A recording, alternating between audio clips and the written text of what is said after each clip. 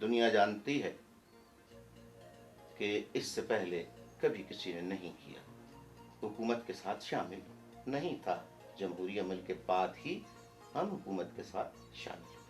جہاں تک قتل و غارت گری کا تعلق ہے تو اسٹیبلشمنٹ ہی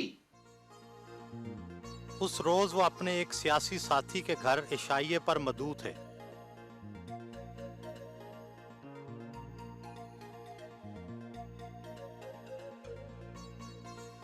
ساتھیوں کے ہمراہ رات کا پرتکلف کھانا کھایا۔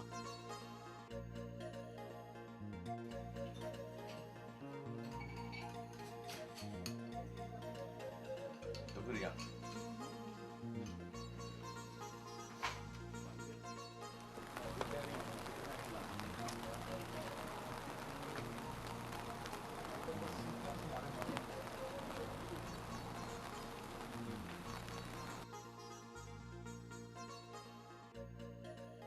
گزشتہ ایک دہائی سے آپ اسٹیبلشمنٹ کے خلاف موقف اختیار کیے رکھا، اب آپ نے اسی اسٹیبلشمنٹ سے دوبارہ اتحاد کر لیا، یہ تو کھلا تضاد ہے۔ اسٹیبلشمنٹ کیا کرتی ہے، کس طرح کرتی ہے، کیا کیا کچھ کرتی رہی ہے، اس کے بارے میں ایم کیو ایم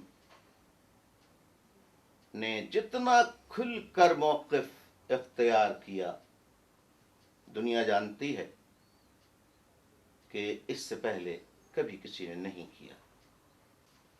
موجودہ حکومت جو ہے وہ عوام کے ووٹوں سے منتخب ہو کر آئی، تو ہم نے اگر بیفور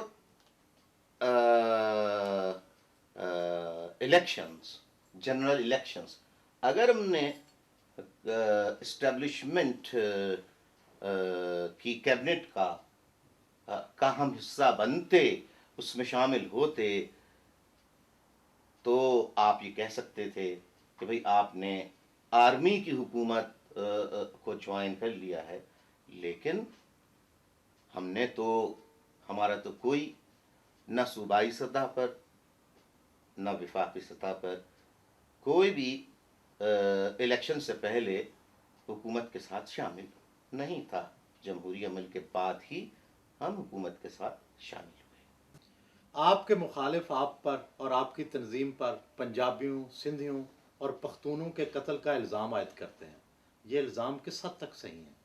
جو بھی اس سسٹم کے یعنی پریویلنگ سسٹم کے خلاف میدان میں آئے گا، اس پر اس قسم کے الزامات تو لگائے جاتے رہیں گے۔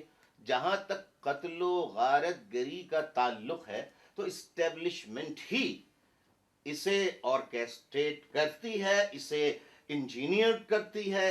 تو یہ جو کچھ قتل و غارت گری کرائی جاتی ہے وہ well engineered, well design, well programmed ہوتی ہے اسٹیبلشمنٹ کی جانب سے، اور وہ اپنے ہرکاروں کے ذریعے یہ عمل کرا کے ایک انقلاب لانے والی، ایک نئی سوچ دینے والی، ایک مثبت جمہوری سوچ دینے والی پرامن قوت کی شکل اس طرح پیش کرتے ہیں عوام کے سامنے کہ جیسے کہ وہ پنجابیوں، بلوچوں، سندھیوں، پختونوں یا ایتھنو لنگوسٹک بیسس پر لوگوں سے نفرت کرتی ہے اور ان کے خلاف ہے۔